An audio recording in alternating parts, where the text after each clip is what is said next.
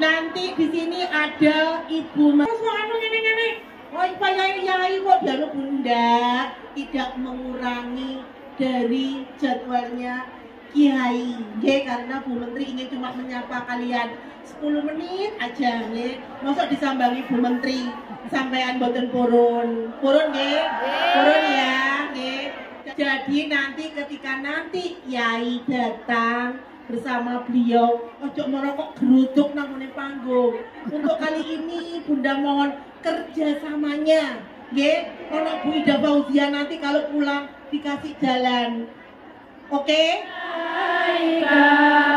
Ya Rasul salam alaika ya Habib salam alaika salawatullah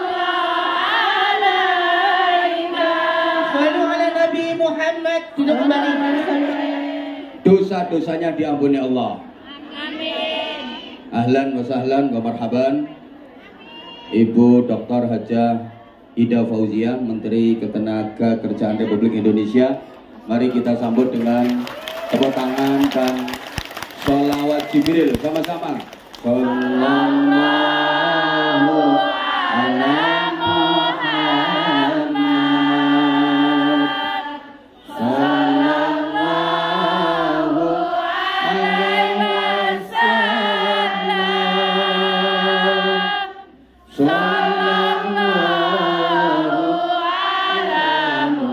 Muhammad. Sallallahu alaihi wasallam. Ya Habibi ya Muhammad, ya Rusul.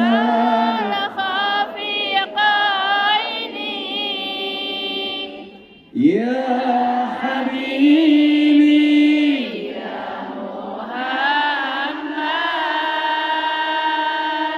ya Rusul Khafiqaini, ya Muayyad ya Mumajjad, ya Imam al-Qiblataini. Sama-sama. Sallallahu ala Muhammad.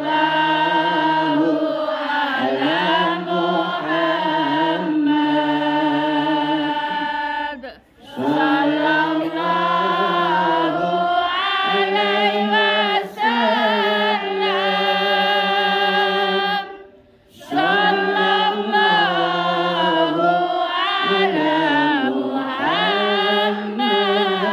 Muhammad. Sallallahu alaihi wasallam. Allahumma sholli ala Muhammad. Allahumma sholli alaihi. Ibu, Mbak-mbak, para jamaah, beliau Bu Menteri ini Menteri Ketenagakerjaan Republik Indonesia. Salam Ibu. Beliau sangat berpengalaman dalam menangani masalah-masalah ketenagakerjaan, terutama yang menyangkut jenengan TKW, tenaga kerja wanita. TKW, tukang kosek WC. TKW, kerjanya tidak kenal waktu. Nasibe TKW, tetap kere wae. Tapi insya Allah nanti dirubah jadi BMI, Babu Made in Indonesia. Kan sekarang namanya Buruh Migran Indonesia. BMI. Nanti tak jelaskan di belakang. Jadi beliau subhanallah perhatiannya kepada BMI di berbagai negara luar biasa. Kemarin sudah menyapa BMI Saudi Arabia bersama saya di konjen Saudi yang di Jeddah. Hari ini di Hong Kong, insya Allah nanti 2 sesi pagi ini sama sesi siang. Seperti ini ingon-ingon penjenengan Bu Menteri. Jadi manusia-manusia keleleran. Ini menengok. Jadi ini kurang lebih 1.500 jamaah. Nanti sesi siangnya kurang lebih juga sama karena memang kita tempatnya terbatas Ibu. Biasanya kalau yang di gedung sana itu ya sampai di Cewon itu sampai 3.000 4.000-an. Insya Allah nanti di kesempatan lain. Iya Pak, ditunggu Pak. Saya ada kerjasama dengan beliau. Beliau nanti yang memberikan pembinaan kepada penjenengan. Saya yang gandeni hatinya penjenengan. Habis dari Hong Kong ini mudah-mudahan nanti ada agenda kedua saya bersama dengan beliau. Amin Allahumma. Amin. Pokoknya kalau Hong Kong dikuasai selesai. Dari sini insya Allah nanti September saya sama beliau ke Korea.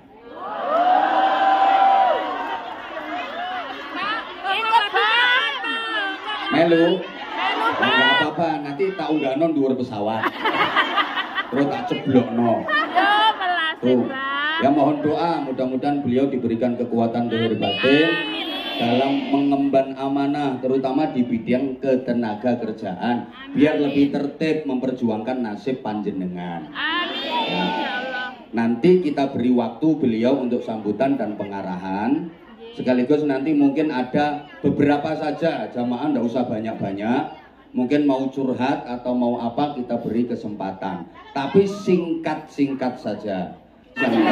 Rawahu Roma Irama. Hidup tanpa cinta bagai taman tak berbunga. Hidup tanpa cinta bagai sayur tanpa garam. Hidup tanpa cinta bagai langit tanpa bintang. Hidup tanpa cinta bagai samudra tanpa ombak. Hidup tanpa cinta bagai hatimu tanpa aku. Hati kalau kosong dari cinta itu akan mengering, mengeras, lama-lama membatu, bahkan bisa mati. Tubuh jasadiah kita ini kalau nggak dapat sentuhan-sentuhan cinta, jadinya hidup enggan, mati tak mau. Kayak nasibmu. Enggak lah Yai. Nah sekarang, gimana cara mencontoh dan meneladani Nabi?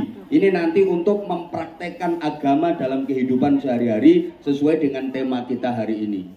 Sementara Rasulullah sudah wafat, kita tidak memetui Rasulullah.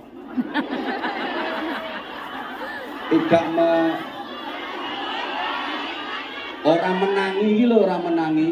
Ya pokoknya tidak memetui lah. Gimana caranya? Ada caranya. Gimana? Melalui penerusnya, melalui pewarisnya. Siapa? Al-ulama warasatul anbiya. Para ulama adalah penerus dan pewaris para nabi. Mengikuti para ulama itu adalah cara bagi kita untuk mencontoh dan meneladani Rasulullah Sallallahu Alaihi Wasallam. Gini ya, sebentar lagi Ibu Menteri akan memberikan pengarahan. Tolong perhatikan, tolong konsentrasi. Halo. Dengan mengikuti para ulama, itu cara kita untuk mencontoh dan meneladani Rasulullah. Saya sering gambarkan, ibu-ibu, mbak-mbak, sampean kok pengen merasakan wanginya kembang mawar, kembang melati, kembang kantil, kembang kenanga, kembang siapa ngomong kembang api? Gue nyomet lambemu. Wangi kembang api. Tapi bunganya rungokno toh? Daunnya udah kering. Apa kita nggak bisa merasakan wanginya? Bisa. Loh caranya gimana? melalui peresannya. Kembang itu diperes, disuling, disaring jadi parfum, jadi minyak wangi. Malah enak, tinggal pakai. Loh, kalau mau merasakan harumnya kembang, langsung menyedot dari kembangnya. Bisa-bisa kepalamu pusing, pening. Bahasa Inggrisnya the beliyeng. Lah kalau melalui peresannya yang udah jadi minyak wangi, udah jadi parfum kan enak. Bisa ngatur aroma, betul? Pengen aromanya remeng-remeng ya makanya dikit aja, cus diolesi dikit. Pengen sedengan ngasihnya sedengan. Pengen gemberatak ya srok. Lewat bel kaya mayit. Gitu loh. Wes gampangannya gini loh. Halo.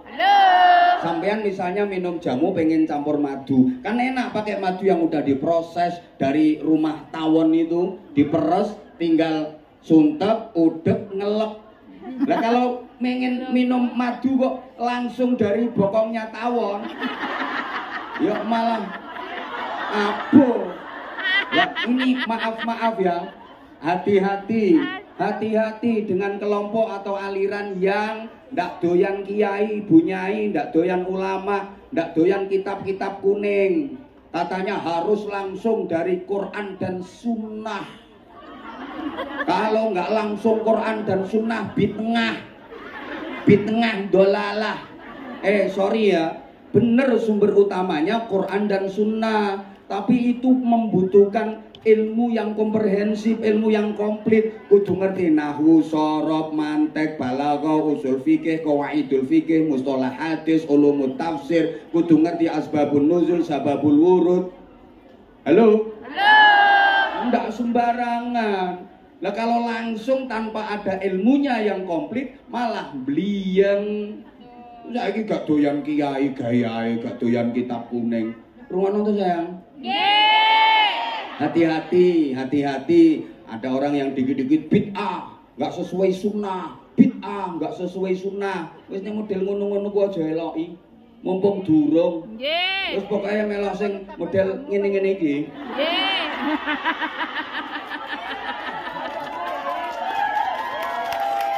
Imannya panjenengan iman sing keren. Gak keren gimana? Di tengah kesibukan kerja panjenengan, coba bayangkan.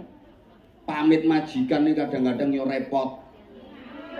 Hari-hari yo wis ya Allah ya Karim. Lu kok sempet-sempetnya ngaji, gelem-geleme ngaji.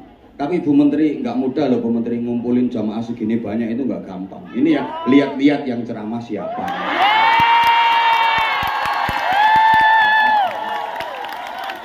Kalau jamaah sini kan, kalau saya yang mengarahkan kan pasti manut toh nggih?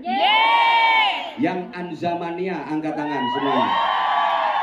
Loh, kabeh. Ya iki Anwar Zahid. Oh, ketinggalan. Nggih. Bentar, lu ini majelis ini yang menguasai saya kok. Gak usah ngatur-ngatur saya. Diulang, semangat. Yang Anzamania, angkat tangan. Kabeh. Oke lek menengo ning Hindun ra usah melo-melo meneng. Oke nek urusan apa-apa mesti manut aku. Iya manut. Sarung, Mbak, sarung. Halo. Sarung. Halo. Sarung, Mbak. Iman sampean ini keren.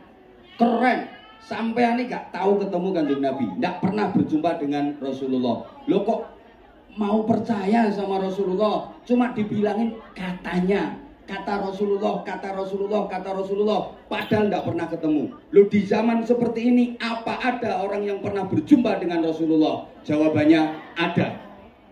Ada orang-orang yang bersih hatinya, kekasih-kekasih Allah itu bisa bertemu langsung dengan Rasulullah, baik fil yaqdah, dalam keadaan terjaga, dalam keadaan sadar, maupun fil manam, melalui mimpi. Itu orang-orang yang hatinya bersih, orang-orang yang menjadi kekasih Allah, bisa ketemu Rasulullah melalui mimpi. Mimpi ketemu Kanjeng Nabi.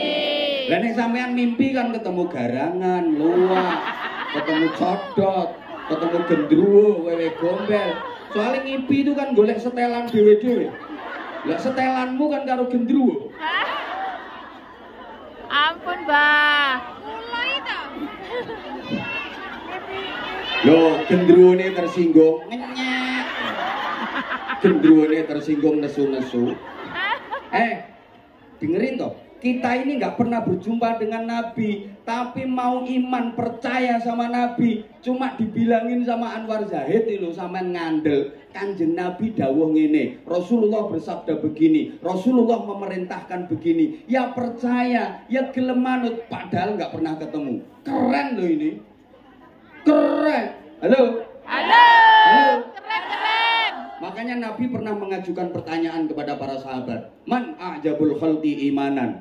Siapa makhluk yang imannya paling hebat, paling dahsyat?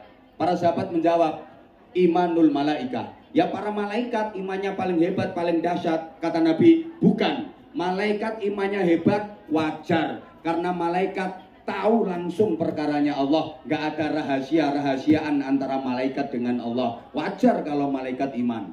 Salah. Ayo imannya siapa? Ya kalau begitu imannya para nabi, para rasul. Kata Rasulullah, bukan. Para nabi, para rasul beriman pantas karena malaikat Jibril ditugasi langsung oleh Allah untuk menyampaikan wahyu kepada para nabi dan para rasul. Wajar dong kalau nabi rasul iman. Imannya para sahabat, kata Rasulullah, bukan. Para sahabat beriman wajar karena para sahabat langsung dididik oleh nabi. Ndak iman yo kebangetan. Kemudian nabi menjelaskan, walakin ajabul khalqi imanan qaumun yaji'una min ba'di yu'minuna bi walam yarawni.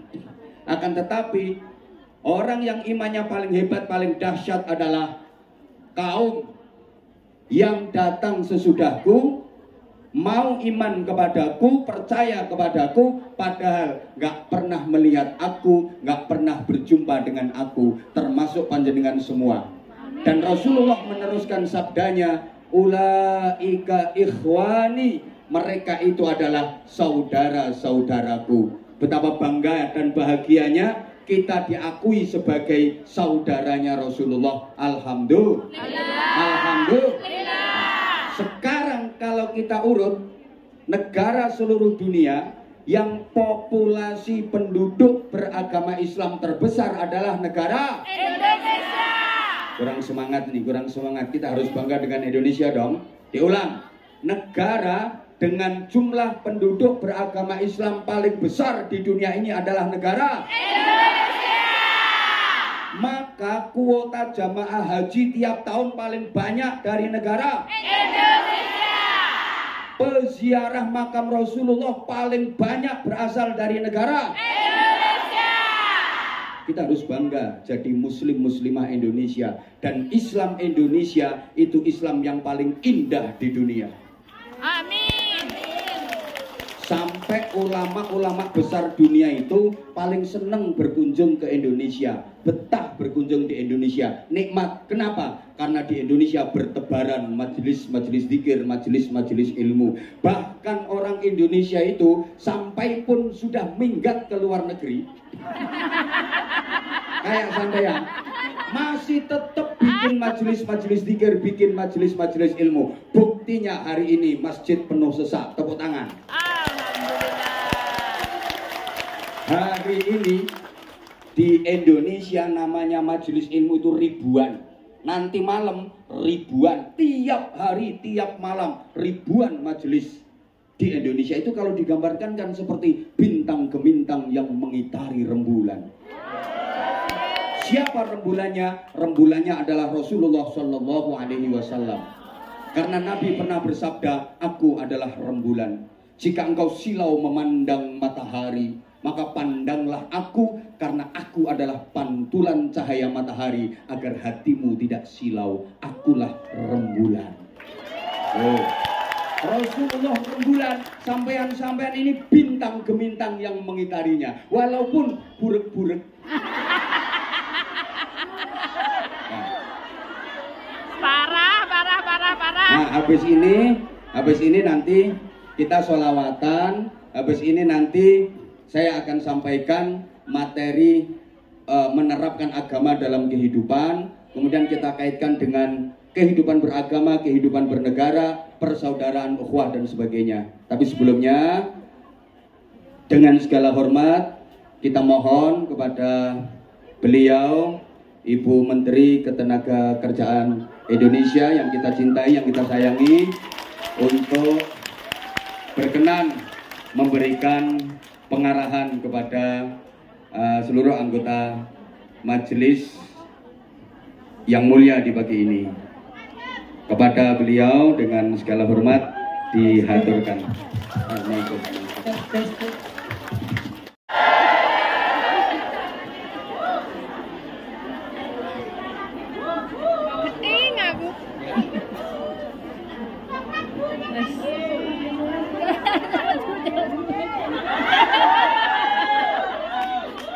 Ke Citayam nyari kedondong. Di jalan dibagi antar teman. Ayam lihat PMI Hongkong. Demen pengajian pertebal iman. Walaupun hutangnya banyak. Waalaikumsalam warahmatullahi wabarakatuh. Bismillahirrahmanirrahim. Alhamdulillahirabbil alamin wa bihi nasta'inu ala umuri dunya waddin. Wassalatu wassalamu ala sayyidina Muhammadin Allahumma sholli wa sallim wa ala alihi wa sahbihi ajmain, amma ba'd. Yang saya hormati Kiai Haji Anwar Zahid, Bu Hindun Anissa, Punyai Hindun Anissa, Staf Khusus Menteri Ketenagakerjaan,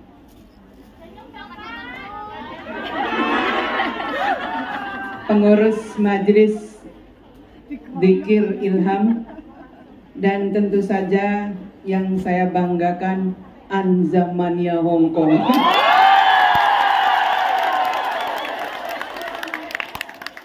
Kapan saya punya Ida Fauzia Lovers? Habis ini dijamin Ida Fauzia Lovers. Syukur alhamdulillah pada hari ini saya beserta rombongan bisa silaturahmi dengan sahabat-sahabat semua. Silaturahmi yang luar biasa. Silaturahminya di Masjid Kolon. Apa? Oh, ulun. Baru sekali ke sini. Kalau Kiai Anwar Zahid kan udah berkali-kali udah hafal. Silaturahmi yang luar biasa karena silaturahminya dalam pengajian.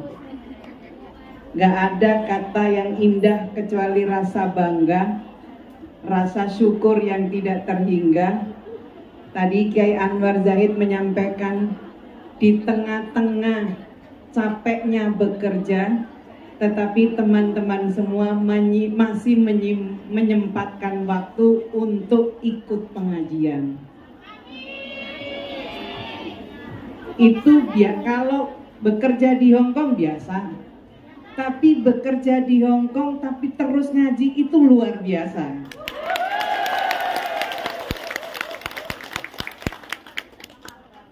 Senang sekali karena saya juga bisa ikut ngaji pengajiannya Kiai Anwar Zahid.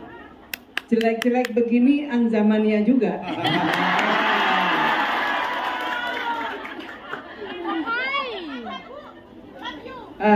Love you, Bu. Love you. Oh, mulai Ida Fauzia Lovers mulai. Love you, Bu. Love you. Wow.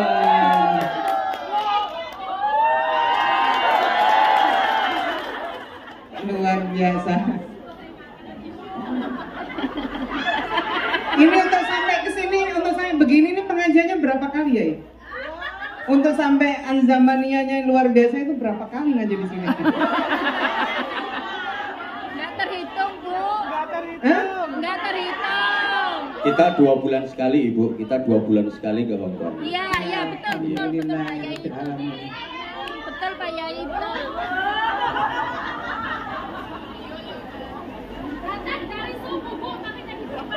Alhamdulillahirobbilalamin.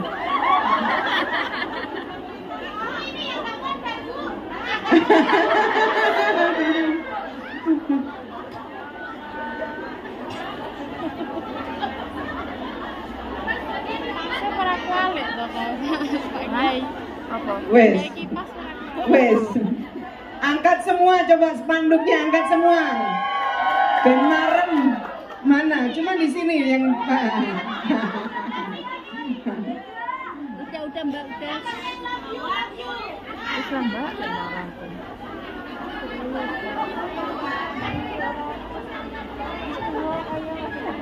kok ngajeni rampung aku nentai. Sampai nggak bisa ngomong saya. Allahumma sholli ala sayyidina Muhammad.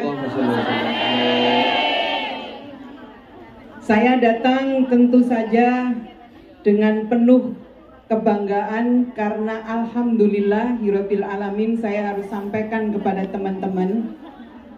Alhamdulillah Hong Kong ini adalah salah satu negara penempatan yang relatif sedikit persoalan.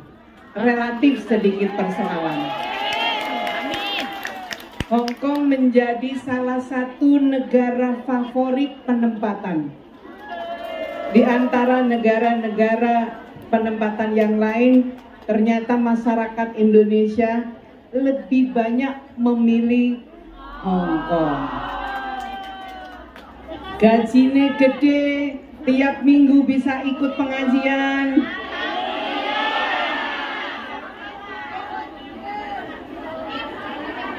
Bisa jalan-jalan, bisa ngirim uang ke keluarga.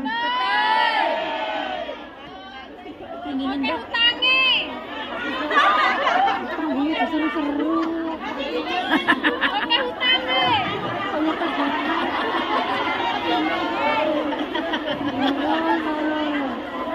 Alhamdulillahirabbil alamin.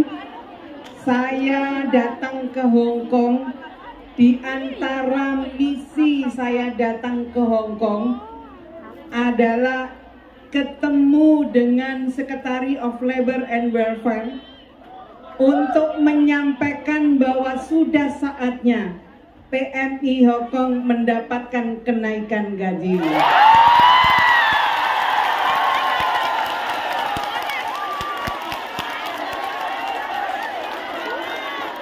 Insya Allah besok siang saya akan ketemu dengan Secretary of Labor and Welfare untuk menyampaikan diantaranya adalah maksud bahwa sudah saatnya PMI Hong Kong mendapatkan kenaikan gaji.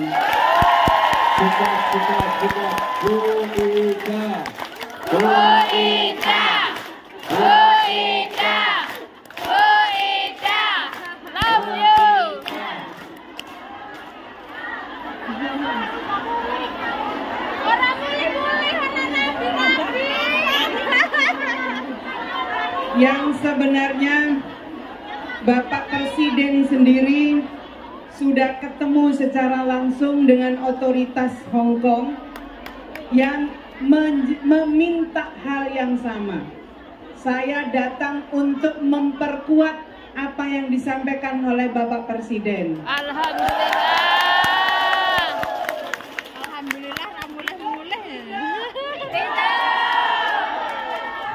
Asli masih hidup. Orang pengen dia foto.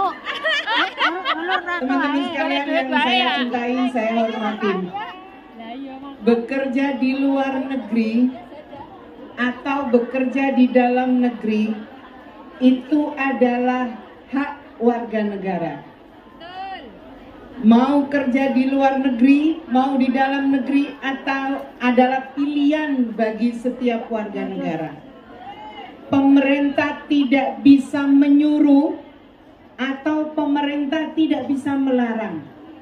Ingin kerja di Hong Kong karena gajinya yang lebih tinggi misalnya, terus kemudian pemerintah melarang, pemerintah berarti melanggar konstitusi, melanggar Undang-Undang Dasar Negara Republik Indonesia, karena bekerja itu adalah hak setiap warga negara, termasuk bekerja ke luar negeri, termasuk kerja di Hong Kong. Nah, ketika pemerintah tidak bisa menghalangi atau menyuruh, apa yang dilakukan oleh pemerintah? Yang dilakukan oleh pemerintah adalah memastikan perlindungan bagi setiap warga negara yang bekerja, termasuk yang bekerja di luar negeri. Betul? Betul. Bentuk perlindungan negara ini sudah diatur oleh pemerintah melalui Undang-Undang Nomor 18 Tahun 2017. Perlindungan kepada pekerja migran Indonesia. Mulai dari berangkat diatur, ketika sudah sampai di negara penempatan, sampai kembali ke negara kita, itu diatur oleh undang-undang. Salah satu bentuk kehadiran negara pemerintah meletakkan atase ketenagakerjaan di negara-negara yang jumlah pekerja migrannya banyak, termasuk di Hong Kong ini. Ada staf teknis yang akan menjadi rumah bagi teman-teman yang bekerja di sini. Hadir di sini ya, Mbak Rika? Ada ya? Oh, di luar. Di luar. Pemerintah terus melakukan berbagai langkah untuk memastikan bahwa perlindungan kepada pekerja migran itu diberikan. Mantap.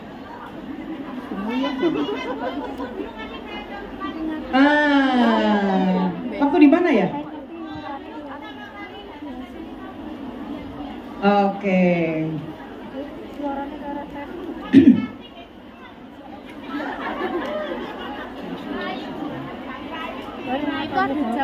Saya ingin sampaikan kenapa banyak sekali tenaga kerja kita yang mendapatkan tempat di hati negara-negara penempatan. Saya berkunjung di banyak negara. Testimoni diberikan oleh para pengguna tenaga kerja Indonesia.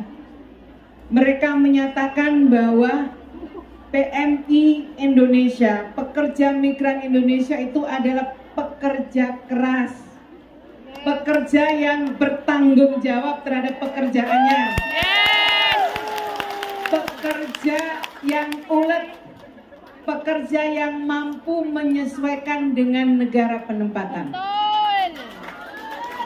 Karena dedikasi yang seperti inilah yang dapat pujian itu ternyata menterinya.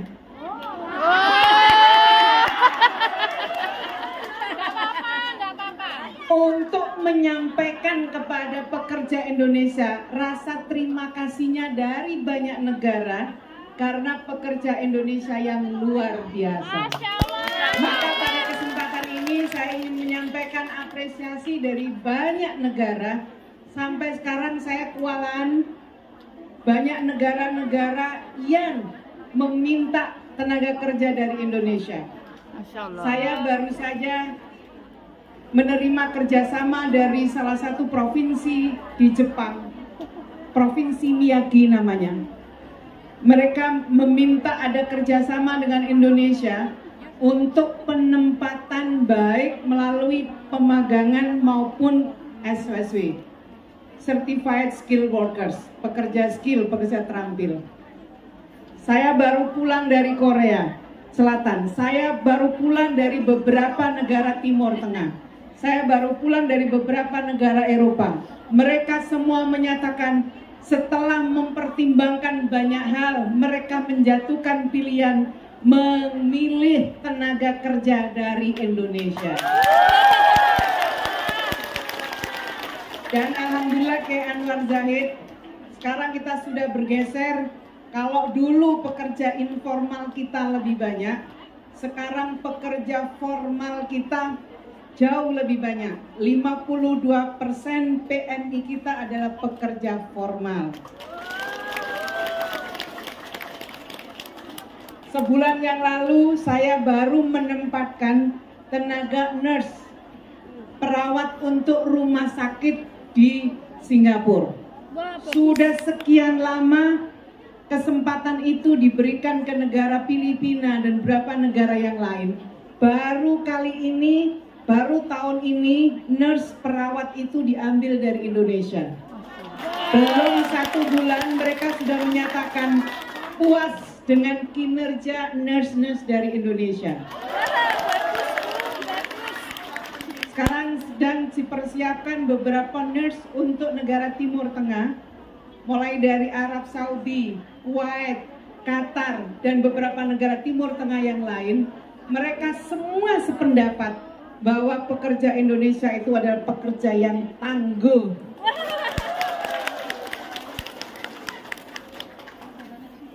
Senang dengan kondisi seperti ini? Senang. Kondisi ini harus dipertahankan. Kita harus menjaga image bahwa pekerja Indonesia itu adalah pekerja keras, bertanggung jawab, gak kaburan. Ada yang kaburan? Banyak. Itu Bu, senden cagak. Kaburan.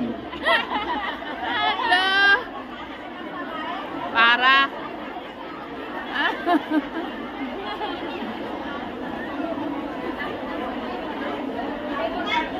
Oh, gak terima ya ini.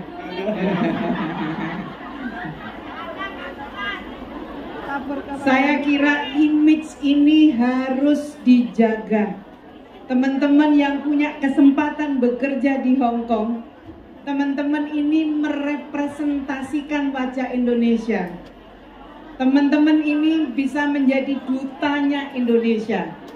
Bayangkan kalau ingin tahu orang Indonesia kayak apa, lihatlah PMI di Hong Kong.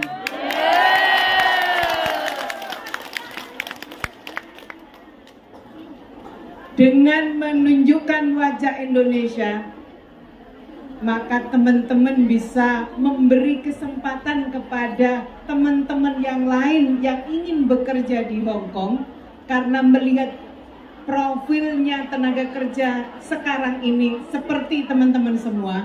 Saya yakin dan percaya kesempatan yang sama akan diberikan kepada adik-adik kita.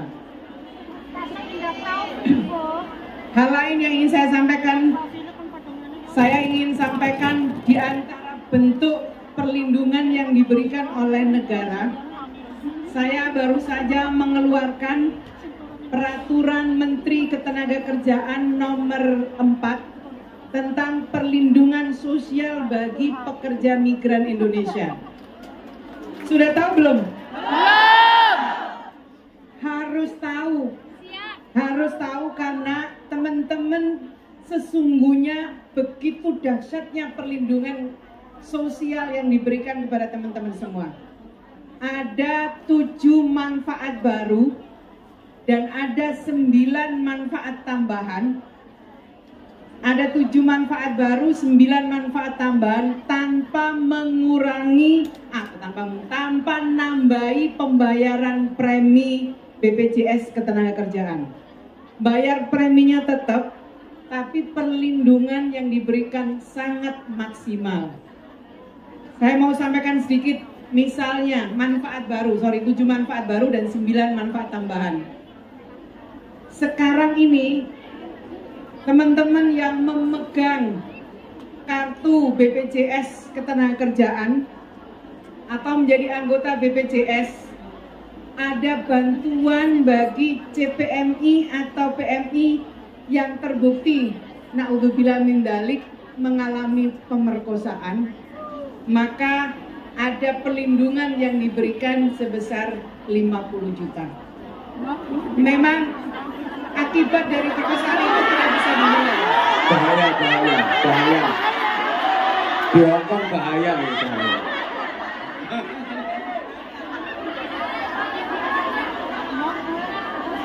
Ya. Kemudian Resiko yang terjadi ketika PMI dipindahkan ke tempat kerja yang lain yang tidak sesuai dengan perjanjian kerja, itu ada bantuan 25 juta. Ada penggantian alat bantu dengar, ada penggantian biaya kacamata, ada home care, kemudian ada penggantian biaya perawatan dan pengobatan di negara tujuan akibat kecelakaan kerja sebesar maksimal 50 juta. Kemudian ada jika mengalami PHK ada bantuan 1,5 juta. Syaratnya tentu masih diingat, klaim itu bisa diberikan. Syaratnya memang teman-teman sudah menjadi peserta BPJS Ketenagakerjaan, dan itu kan menjadi syarat ketika teman-teman sebelum berangkat ke sini.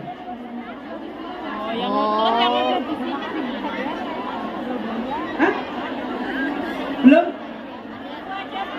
lulus. Oh, belum ngurus. Maksudnya kalau udah di Hongkong sini, udah di sini bisa ngurus BPJS-nya apa enggak? Oke. Nanti saya minta perwakilan BPJS untuk menjelaskan kepada PMI. Saya kira waktunya pendek. Bagaimana caranya klaim, bagaimana caranya membayar jika sudah habis masa keanggotaannya, bagaimana caranya nanti secara khusus akan bisa dijelaskan. Saya ingin menjelaskan bahwa perlindungan sosial itu sudah diberikan lebih baik lagi dibandingkan dengan peraturan yang lama. Ini peraturan baru keluar sekitar 4 bulan 5 bulan yang lalu, Permenaker nomor 4 tahun 2023.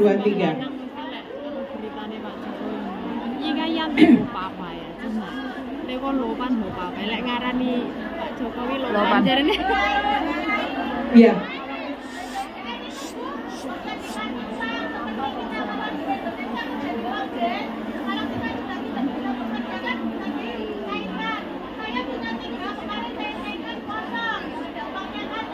Bayar nggak? Lah, yang penting bayar premi.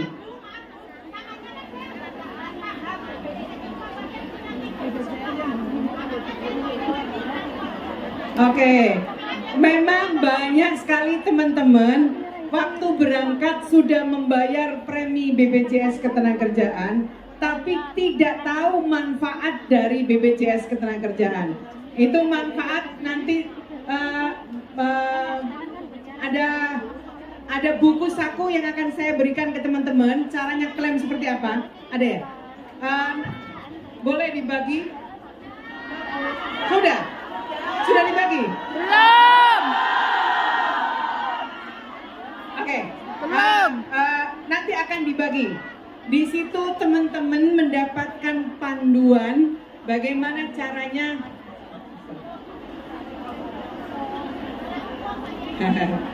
Ini yang ya nanti aja. Yang penting saya ingin menyampaikan kepada teman-teman yang sudah memiliki kartu BPJS Ketenagakerjaan itu ada manfaatnya, ada gunanya untuk melindungi teman-teman semua. Nanti gampang akan dibagikan bagaimana caranya, tata cara daftar dan cara bayar.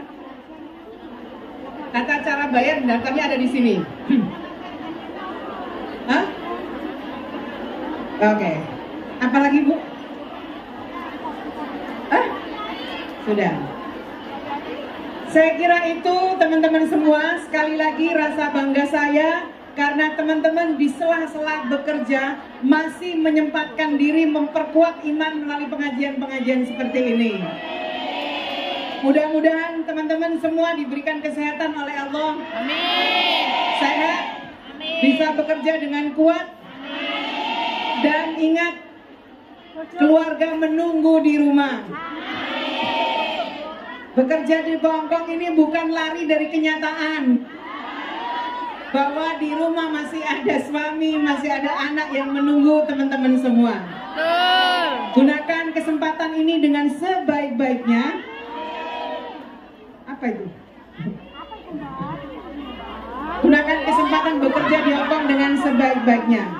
Saya juga ingin menyampaikan bahwa Kementerian Ketenagakerjaan juga sangat terbuka bagi teman-teman yang ingin meningkatkan skill dan keterampilan setelah bekerja dari Hong Kong, ingin menambahin skill dan keterampilannya. Kami sangat terbuka, ada banyak sekali balai pelatihan-pelatihan vokasi yang tersebar di seluruh Indonesia. Silakan manfaatkan, gunakan kesempatan itu untuk meningkatkan kompetensi. Waktu bekerja di Hong Kong digunakan sebaik-baiknya, pulang saya kira dengan kehidupan yang lebih baik, kehidupan yang lebih sejahtera. Saya banyak mendengar cerita bekerja karena demi masa depan anak-anaknya. Dan terakhir saya ingin menyampaikan, teman-teman semua yang saya cintai, 14 Februari 2024 ada apa? Pemilu. 14 Februari 2024 kita punya hajatan 5 tahunan. Meskipun teman-teman di Hong Kong, saya minta gunakan hak pilih dengan sebaik-baiknya. Ini waktu yang sangat baik untuk menentukan masa depan Indonesia 5 tahun yang akan datang. Maka saya berharap gunakan hak pilih. Jumlah warga negara Indonesia di Hong Kong ini banyak sekali. Pemerintah akan memilih tanggal yang tepat, termasuk waktu yang tepat agar semua warga negara Indonesia bisa menggunakan hak pilihnya. Ingat tanggal berapa? 14 Februari 2024, Hari Valentine Day. Ditaruh di tanggal 14, mudah-mudahan pemilu itu yang tercipta adalah kasih sayang antar warga negara. Perbedaan pilihan jangan sampai mengganggu ikatan persaudaraan. Makanya diambil momentum 14 Februari, meskipun beda pilihan tapi tetap ada persaudaraan. Siap menggunakan hak pilih? Siap. Alhamdulillah, ikut pengajian bisa, ikut pemilu bisa, semua yang menjadi kewajiban kita sebagai warga negara meskipun di Hong Kong tetap bisa digunakan oleh teman-teman semua. Saya kira itu, terima kasih sekali Kiai Anwar Zahid. Saya juga bisa silaturahmi dengan Kiai di sini, mudah-mudahan apa Kiai, silaturahmi di negara lain. Nunggu instruksi. Matur nuwun, wallahul muwaffiq ila aqwamit thoriq. Wassalamualaikum warahmatullahi wabarakatuh. Waalaikumsalam warahmatullahi wabarakatuh. Kepada beliau kita haturkan ribuan terima kasih. Mudah-mudahan apa yang beliau dawuhkan kepada kita bisa menjadi tambahan wawasan sekaligus menjadi motivasi buat teman-teman BNI Hong Kong untuk lebih meningkatkan kinerja, dan mudah-mudahan apa yang disampaikan oleh beliau tadi benar-benar bisa menjadi realita. Amin. Terutama di poin pertama, tambah gaji. Matur suwun Bu Menteri, mohon panjenengan menawi ngersakaken istirahat neng Hindun, dipun ajak istirahat di ruang sana. Nanti di sesi kedua panjenengan memberikan arahan lagi. Neng kene sumu panjenengan istirahat di ruang sana. Neng Hindun. Neng ruangan sini, ruangan situ, di situ nggih. Monggo. Di situ ber-AC, kersane lebih panjenengan lebih tenang istirahat, dan di situ ada mantan pacar saya. Nah, oh foto dulu. Nah, atas doa dari panjenengan semua, sahabat Anza Mania dan seluruh jamaah Hong Kong, untuk tahun pelajaran baru ini tambahan murid pesantren kami kurang lebih 700 santri putra putri, dan kita tetap free, kita tetap bebas biaya. Nah, yang jadi kendala adalah kurangnya asrama, kurangnya gedung untuk sekolahan. Jadi asrama santri udah apa ya namanya, full apa jenenge Penuh. overload sampai ruang sekolah untuk madrasah baik MTS maupun MA itu sekarang sip-sipan. Jadi sekolah itu ada yang sip pagi, ada yang sip siang karena ruangannya sudah nggak mencukupi. Karena itu alhamdulillah kemarin saya lobby ke pemilik-pemilik tanah di sekitar pesantren. Alhamdulillah di apa ya namanya, tanahnya saya beli dikasih, alhamdulillah. Jadi alhamdulillah untuk tahun ini kita ada perluasan tanah. Jadi saya kembali membuka kepada panjenengan semua, barangkali ada yang ingin nitip wakaf tanah untuk pesantren. Jadi karena memang kita sangat-sangat membutuhkan tambahan gedung, tambahan ruangan. Jadi asramanya santri, kamarnya santri itu overload, wis ndak muat. Sampai sekolahnya, baik sekolah formal maupun ngaji diniyahnya itu sip-sipan, Mbak. Jadi ono sekolah pagi, ono sekolah siang, ngajinya juga gitu. Karena memang ruangannya nggak mencukupi. Bentar, oleh karena itu, wis ngerti wis. Wis aku aja ngomong. Iya, sebentar, Mbak yang sebelah sana tolong dikondisikan tempat duduknya biar tertib. Gini, saya mohon kesadaran, keikhlasan panjenengan. Saya ingin mengajak panjenengan semua untuk ikut berpartisipasi karena 40% lah yang di pesantren kami anak yatim, 80%-nya duafa. Dan tahun ini benar-benar kondisinya emergensi. Jadi kalau mungkin pengen bukti, barangkali ada tetangganya yang dipondokkan di pesantren kami, boleh dicek, boleh ditanya. Jadi ruangannya wis gak kamot, kamarnya gak kamot, sekolahnya gak kamot. Alhamdulillah tanah sebelah itu saya lobby, boleh dibeli. Jadi saya kembali membuka, panjenengan mungkin ada yang kepingin ikut wakaf tanah untuk pesantren. Sehingga mohon keikhlasan panjenengan, walaupun saya tahu ini tanggal tua, tapi bagi BMI Hongkong nggak ada tanggal tua.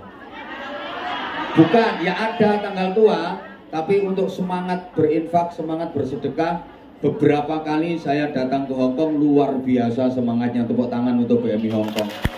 Subhanallah, saya kadang wis mulai ngono nangis aku. Ya Allah, aku kalah karo BMI Hongkong. Subhanallah. Kadang tanggal tua pun subhanallah infaknya luar biasa.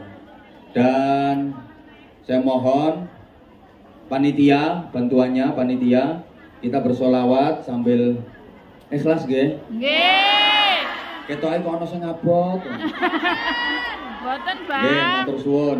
No, wis dipancing. Matur suwun. Jadi kita mari sama-sama bersolawat. Mohon bantuannya teman-teman panitia. Teman-teman panitia, udah siap panitia? Nggih, matur suwun nggih. Mohon bantuannya panitia. Mangke, yang mau ngasih saya pribadi nanti nggih setelah ngaji nggih. Ini untuk sorbannya dulu, nggih. Ini untuk sorbannya dulu. Halo. Barokahnya jariah dari panjenengan, mudah-mudahan poin pertama tadi segera dapat tambahan gaji. Allahumma sholli ala Muhammad. Allahumma sholli. Udah nggak usah ngeliat itu cowok-cowok yang lewat.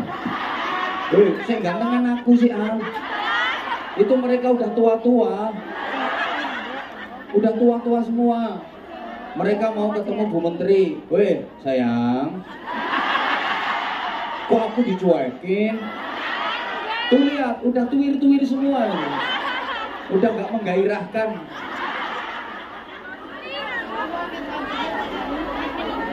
Udah, gak usah diperhatiin, malah caper mereka. Bro, volumenya diangkat bro. Big. Power, volume. Keren. Allahumma sholli ala Muhammad. Allahumma sholli. Ya Rasulullah, salamun عليك يا رفيع الشأن والدرج عطفة يدي رات العالمين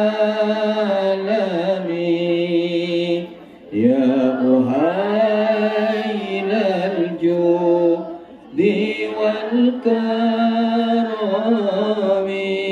Yuk bareng-bareng. Ya Rasulullah, salamun alaik ya Rafi'ash sya'ni wad-daraji atfatan yadi ratal alamin ya uhailal judi wal. Masya Allah, matur. Ayo, sampean jawab Nabi Muhammad gitu ya, ya. ya Kekasih kita Nabi Muhammad. Nggak usah pakai mic, jenengan biar lebih kompak, ya, biar lebih kompak jamaah. Diulang. Kekasih kita Nabi Muhammad. dambaan kita, Nabi Muhammad. pemimpin kita, Nabi Muhammad. idola kita, Nabi Muhammad. salawat ya Rasulullah, salamun alaik ya Rafi'ash sya'ni wad-daraji atfatan yadi ratal alamin ya uhailal judi wal tauladan kita, Nabi Muhammad. penuntun kita, Nabi Muhammad. junjungan kita, Nabi Muhammad. panutan kita, Nabi Muhammad. Salawat ya Rasulullah, salamun alaik ya Rafi'ash sya'ni wad-daraji atfatan yadi ratal alamin ya uhailal judi wal karami. Salawat salam tetap padamu, engkaulah sang Nabi penyejuk hatiku. Kami semua selalu rindu, betapa hasrat ingin bertemu. Datanglah wahai sang kekasihku, hadirlah dalam mimpi indahku ya Rasulullah,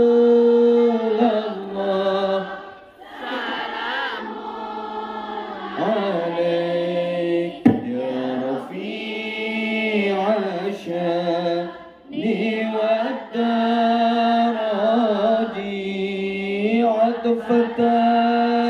yaji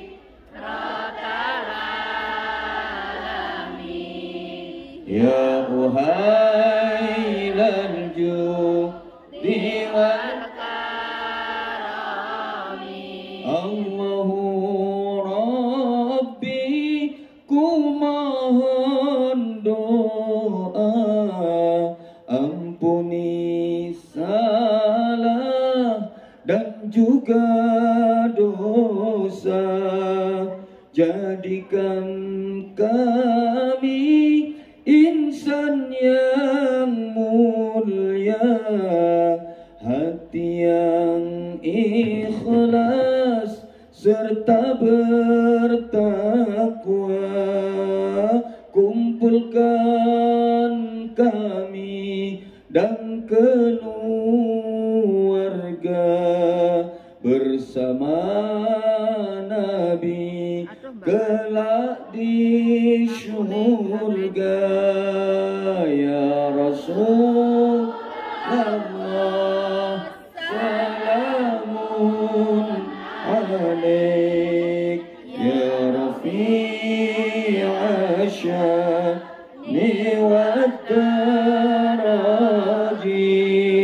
atfatan ya jiratan alami ya uhailal judi wal karami Allahumma sholli ala Muhammad. Mudah-mudahan sholawat kita mengantarkan kita untuk mendapatkan syafaat Rasulullah. Amin. Doa-doa dalam syair sholawat tadi mudah-mudahan diijabah oleh Allah Subhanahu wa taala. Sehingga kerinduan kita kepada Rasulullah akan terobati. Paling tidak hadirnya Rasulullah dalam mimpi kita. Amin.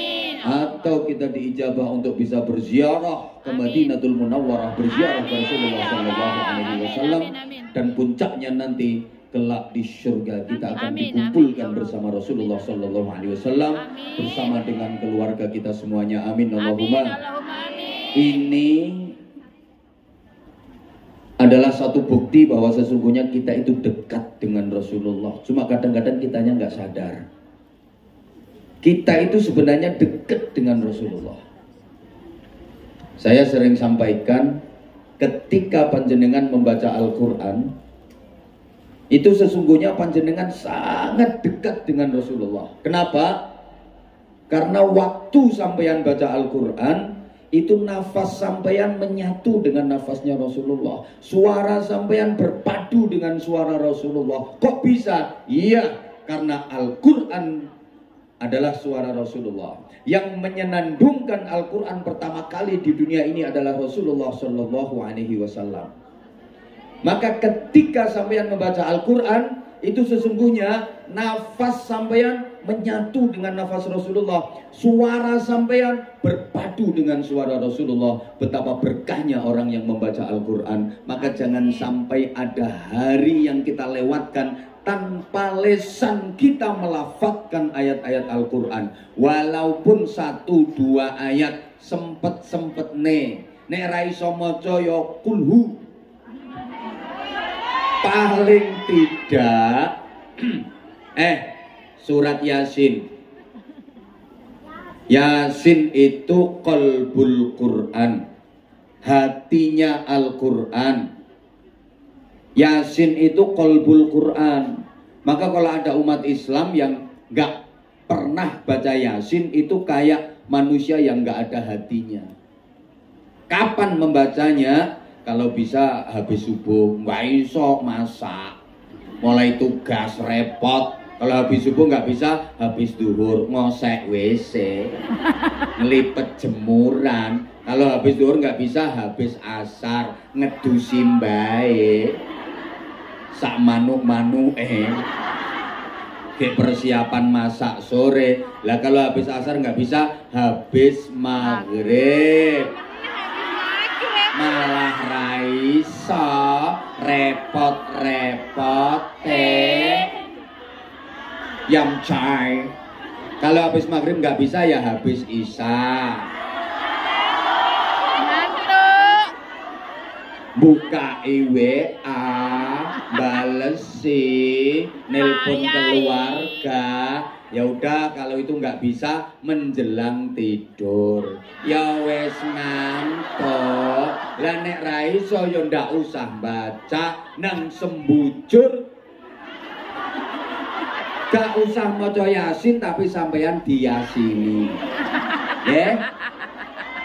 Nah, orang Islam model apa kok? Yuk disempet-sempetin. Oke, ketika penjenengan misalnya mendengar azan, baik langsung dari masjid ataupun dari HP, bukankah itu aslinya adalah suara Rasulullah? Hanya saja melalui mata rantai dari lesan-lesan manusia dalam sejarah yang sangat panjang. Mbak-mbak, halo. Halo. Anda hadir di majelis ini berbusana muslimah, rapet, nutup aurat, pakai jilbab, walaupun ada yang terpaksa. Jilbaban ya karena pengajian. Ada apa enggak? Ada. Ada orang kemarin aku ketemu orangnya. Saya itu kemarin siang jalan-jalan ke Mongkok. Kan ini musim panas. Masya Allah.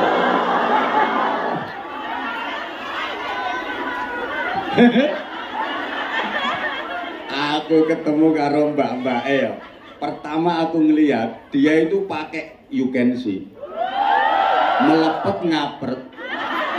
Habis gitu seriwet ngelihat saya. Nggak lama balik udah pakai jaket karena mau minta foto. Tibae candi Sragen. Habis itu ngelihat lagi, kuatoke cekak sak mene. Ya Allah, Ponorogo. Mari ngono ketemu maneng. Astagfirullahaladzim. Nggih. Matur suwun. Masya Allah ki mboten libur saking sayange ambek aku. Dibela-belani matur suwun Mbak nggih. Salam nang mboke. Nah ini nanti yang mau nitip untuk wakaf nanti setelah acara ngaji ini udah ada beberapa yang dikumpulin ke sini, bahkan sak dompet-dompetnya dikasihkan. Masya Allah, subhanallah, matur suwun banget. Iki dane senenge anakku. Matur suwun. Habis itu ketemu. Masya Allah, waalaikumsalam. Matur suwun. Ya Allah, insya Allah. Oh, masya Allah. Mabruk insya Allah. Milad mubarak insya Allah berkah. Mugi-mugi putrane dados sholih. Putri napa putra? Oh putri, muga-muga sholihah. Amin. Mugi-mugi. Insya Allah nanti kita doakan. Masya Allah, matur suwun. Aku luwes oleh kembang ini loro wisan. Aku mikir bayang nenek gawa mulih terus piye. Makasih nggih, matur suwun. Allah nggih. Matur suwun, Masya Allah. Ternyata Mbak iki sayang-sayang sama aku. Ngene nang aku karo makhluk iki gak dikei jadwal meneh. Gak dikei jadwal meneh modele. Demo nggih? Nggih. Pokoke nek kula gak dikei jadwal demo nggih? Nggih. Atau kalau misalnya di demo bareng-bareng. Matur suwun. Oh, krungu dhewe to. Matur suwun semuanya. Nanti kita sambung, oke? Habis itu aku ketemu maneng mbak-mbak iki. Masya Allah, pakaiannya iki sakmene sing langsung ngono lho, kaos sak katoke.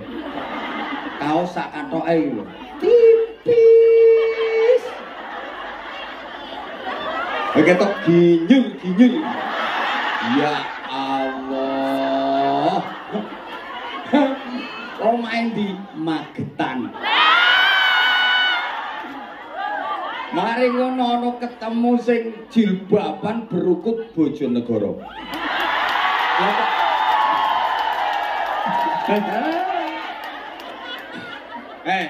Sampean pakai busana nutup aurat, sampean pakai jilbab, itu sesungguhnya siapa yang memacai dirimu?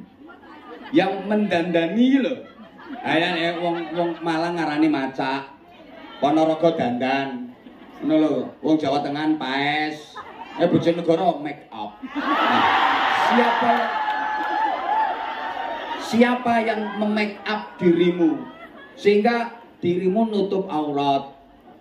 terhindar dari maksiat dan dosa. Dirimu pakai jilbab, kelihatan anggun, berwibawa, cantik, mempesona, dan tidak gampang digoda lanangan. Itu siapa yang mendandani dirimu? Sesungguhnya adalah Rasulullah Shallallahu Alaihi Wasallam yang ngatur dirimu pakai nutup aurat, pakai jilbab sehingga dirimu kelihatan anggun, berwibawa, cantik. Itu Rasulullah. Maka sudah seharusnya ketika dirimu mengenakan jilbab, ketika dirimu memakai jilbab, lesanmu menyenandungkan sholawat sebagai wujud syukur kepada Rasulullah Shallallahu Alaihi Wasallam. Pantes Mbak, sampeyan lek nganggo jilbab karo maca sholawat, ngono lho.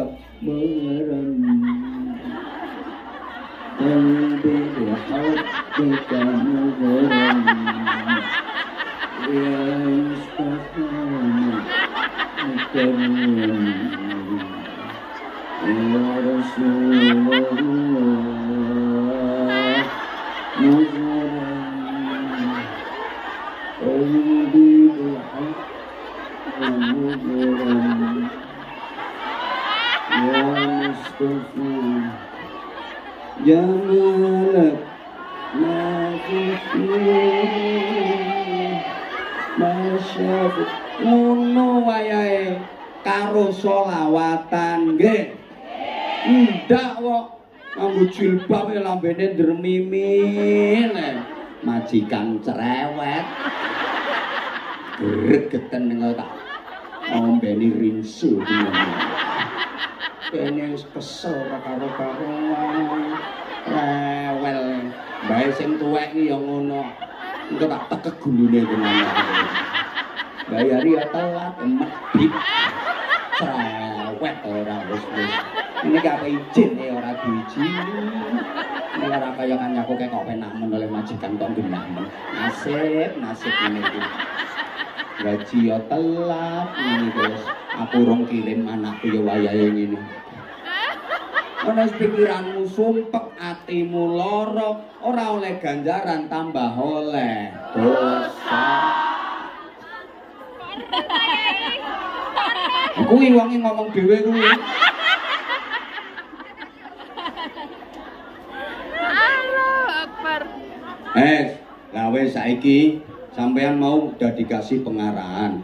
Jadi persaudaraan itu penting soalnya innamal mu'minuna ikhwah.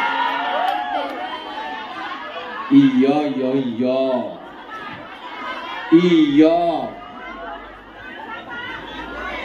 Nggih. Orang mukmin itu bersaudara. Dengerin dong say. Syaitan. Innamal mu'minuna ikhwatun. Jadi orang-orang mukmin itu ikhwah. Ikhwah itu saudara. Kalau ukhuwah itu persaudaraan. Halo. Jadi ukhuwah itu persaudaraan. Mungkin sampean sering dengar istilah ukhuwah Islamiyah. Itu artinya apa? Persaudaraan yang diatur oleh syariat agama Islam. Jadi bukan hanya persaudaraan sesama umat Islam. Selama ini mungkin pemahaman sampean ukhuwah Islamiyah itu persaudaraan antar sesama umat beragama Islam. Kurang pas. Karena jangkauan arti dari ukhuwah Islamiyah itu universal, luas. Persaudaraan yang diatur oleh syariat agama Islam. Jadi menyangkut semua jenis persaudaraan. Persaudaraan dengan sesama umat Islam, persaudaraan dengan umat beragama lain, persaudaraan dengan siapapun, bahkan persaudaraan dengan binatang, dengan tumbuh-tumbuhan, dengan lingkungan. Itu masuk ukhuwah Islamiyah. Allahumma sholli ala Muhammad. Dan memang memang sesama mukmin itu saudara. Nabi menggambarkan kalbunyanil wahid yashuddu ba'duhum ba'da. Sesama umat Islam itu seperti satu bangunan, seperti sebuah bangunan di mana komponen-komponennya antara yang satu dengan yang lain saling mengaitkan, saling menguatkan. Allahumma sholli ala Muhammad. Umat Islam itu ibarat bangunan. Maka umat Islam itu ada yang model batu, ada umat Islam model pasir, bahan bangunan lho. Ora dikatekno kok. Ada umat Islam model kayu, ada umat Islam model besi, kayak ireng kayak wonge. Ada umat Islam model semen, lembut, tapi nek meripat perih. Nah, fungsinya juga beda-beda. Ada yang berfungsi sebagai pondasi. Ini para ulama, para kiai. Ada yang berfungsi sebagai atap. Ini para pemimpin yang menaungi dan mengayomi bawahannya. Ada umat Islam yang berfungsi jadi tiang. Ini perempuan, wong wedok itu tiang. Mula an-nisa imadul bilad. Wanita itu kan tiang negara. Kalau laki-laki kan hanya tiang jaler, nggih. Nah, itu. Nah, namanya bangunan mbah ra direken apa. Itu saling melengkapi, saling mengaitkan, saling menguatkan, dan semuanya penting kalau bisa menjalankan fungsinya masing-masing. Bangunan masjid ini ada besinya, ada batunya, ada pasirnya, ada semennya. Betul? Betul. Semuanya penting. Besi penting, semen penting, batu penting, lantai penting, atap penting, kayu penting, semua penting. Maka nggak boleh ada yang merasa paling penting. Kalau sampai ada yang merasa paling penting, mungkin satu, bangunannya jadi nggak indah. Dua, ambruk. Contoh, besi merasa paling penting karena dia merasa punya jasa yang besar. Bangunan berdiri kokoh dan kuat itu jasanya besi. Akhirnya besinya kepengin kelihatan. Watu yo pengen ketok, semen yo pengen ketok, bangunannya pating serongat, bisa-bisa ambruk. Maka organisasi apapun, kelompok apapun, kalau rebutan merasa penting, ambruk, nggak akan bisa bertahan lama. Allahumma sholli ala Muhammad. Allahumma sholli alaihi. Allahumma sholli ala Muhammad. Saya juga sering contohkan, Anwar Zahid ini ada jantungnya apa enggak? Ada. Jantungnya kelihatan apa enggak? Enggak, padahal jantung ini jasanya besar. Saya hidup ini ya karena jasanya jantung juga yang memompa darah saya sehingga peredaran darah saya ke seluruh tubuh normal. Ini jasanya jantung. Tapi jantung nggak mau memperlihatkan diri. Andaikan jantung merasa jasanya besar terus pengen kelihatan, manggon ning batuk mentol. Paru-paru merasa punya jasa pengen ketok, manggon ning dengkul, gak rupa-rupa wong saya. Maka ayo dalam beramal, beribadah, kita latihan ikhlas. Tidak harus kelihatan. Halo? Halo. Yuk belajar dari filosofinya besi. Dia menguatkan bangunan, tapi dia nggak harus memperlihatkan diri. Toh semua orang sudah mengakui jasanya besi. Betul? Betul. Belajar dari filosofinya jantung, paru-paru, dan organ-organ tubuh kita yang jasanya besar untuk tubuh kita, tapi dia juga nggak ingin memperlihatkan diri. Belajar pula dari maaf alat kelamin. Kemaluan itu jasanya besar. Yang hadir di sini adalah hasil karyanya dia semua. Tapi dia juga nggak pernah mau memperlihatkan diri. Kelihatan sedikit segera ditutupi, betul? Itu orang yang ikhlas. Dalam beramal nggak harus kelihatan orang, nggak harus diperlihatkan. Maka orang ikhlas itu beramal seperti, maaf, ketika kita lagi BAB, buang air besar, bahasa Inggrisnya the singing. Kita pasti yo. Itu tak samar-samar nih kok cetak-cetaknya. Kita pasti kepengen merahasiakan amal yang satu itu. Nggak pengen dilihat orang, nggak pengen didengar orang, betul? Maka mau berangkat saja nggak bikin pengumuman. Ada orang mau ngising bikin pengumuman? Gila. Pasti diem-diem, bahkan melipir. Kalau bisa jangan sampai kelihatan orang. Pamit aja sungkan. Begitu masuk, pintu mesti ditutup rapat. Jangan sampai ada lubang yang bisa diinceng dari jaba. Harus ketutupan, jangan sampai kelihatan orang. Betul? Begitu posisi duduk, ndoprok, posisi siap, keran air dibuka. Tujuannya supaya bunyi air keras grojok dan aman, tidak terdengar bunyi pret prokotok.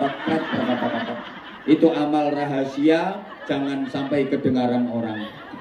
Walaupun keluarnya alot, bar mangan jambu kluthuk entek sak pirang-pirang, kita juga tahan, ngedene gak bengok-bengok, jangan sampai keluar suara. Gak ada orang gitu kok langsung, waduh, aku wis ngeden bola-bali, enggak metu. Enggak ada. Orang gila. Enggak ada. Setelah selesai, nggih. Oh nggih, monggo. Setelah selesai, cewek bersih, kita keluar, kita juga nggak akan menceritakan itu kepada orang lain. Apa ada orang habis ngising cerita, Mbak, aku mau metu pitu, Mbak.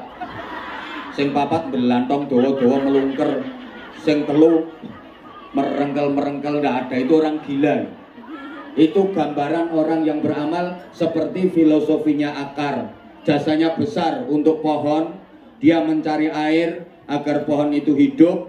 Kemudian pohon tinggi, besar, keluar daunnya, keluar bunganya, berbuah, rasanya manis. Semua orang memuji. Pohonnya kuat, kokoh, daunnya rimbun, bunganya indah, buahnya manis. Yang dipuji orang pohonnya, daunnya, bunganya, buahnya. Akar sama sekali nggak disebut, tapi dia tetap sembunyi di dalam tanah.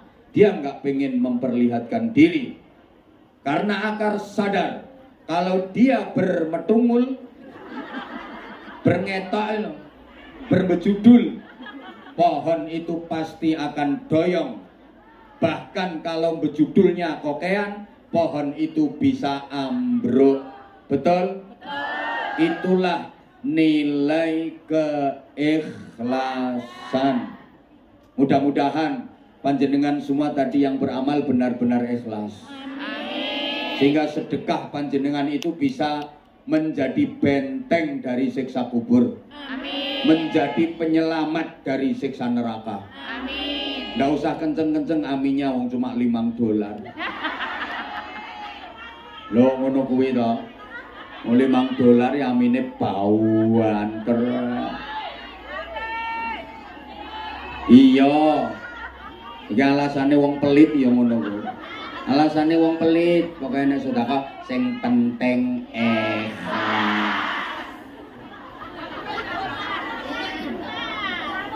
Dilanjut apa enggak ini? Nah, kalau minta dilanjut tolong diperhatiin. Persaudaraan. Terlebih panjenengan sama-sama jauh dari rumah. Soalnya ono kadang-kadang iku mentolo njlomprongno kancane. Mentolo bohongi kancane. Oke. Wonge teko. Nganggo jilbab warna apa? Hijau. Kok mentolo wong padha-padha. Oh, iki sing ngomong padha-padha babu. Mbok yo genten nulung. Oh ya, alhamdulillah babu rasa PNS penuh sesak. Nggih, pokoknya apik-apik. Jenengan ini termasuk luar biasa sehingga semuanya niatkan ibadah, maka semuanya akan bernilai pahala di sisi Allah Subhanahu wa taala. Sing penting sampean niatkan ibadah. Nggih? Nah, kuncinya ibadah ya ada dua. Ayo sekarang sama-sama ditirukan. Yang ikut menirukan mudah-mudahan berkah. Amin. Matur suwun. Apanya? Oh, jilbab. Oh Allah. Lah mau gak diumumke? Oh dereng. Iki nggawa jilbab aku gak ngerti.